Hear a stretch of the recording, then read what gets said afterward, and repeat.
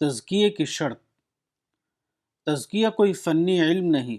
فنی علم کو لفظوں میں پوری طرح بیان کیا جا سکتا ہے، لیکن تزکیہ معرفت کا علم ہے، اور معرفت کے علم کو الفاظ میں صرف جزئی طور پر بیان کرنا ممکن ہے، نہ کہ کلی طور پر۔ تزکیے کی ہر تقریر یا تحریر ایک اور اضافہ چاہتی ہے، اور یہ اضافہ صرف وہ شخص کر سکتا ہے جو تزکیے کا طالب ہو۔ تزکیے کے حصول کے لیے ضروری ہے کہ طالب تزکیہ اس معاملے میں انتہائی حد تک سنجیدہ ہو۔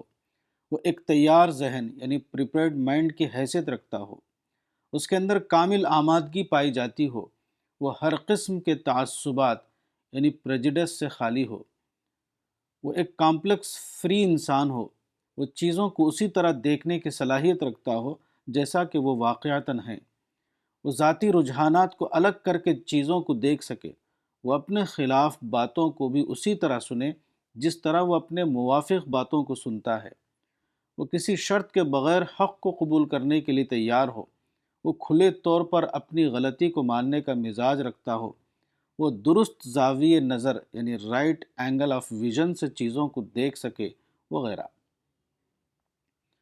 تزکیے کے عمل میں دو افراد شامل ہوتے ہیں، معلم تزکیہ اور طالب تزکیہ۔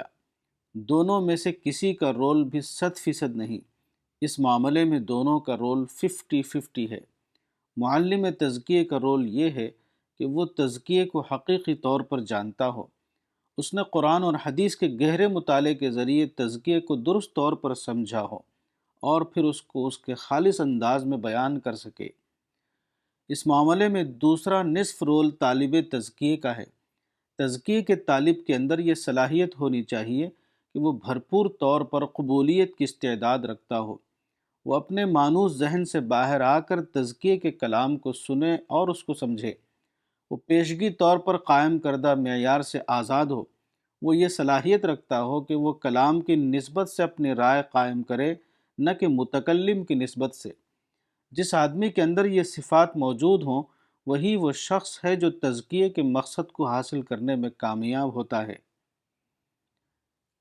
کتاب تزکیہ نفس، مولانا وحید الدین خان، صفحہ نمبر 40۔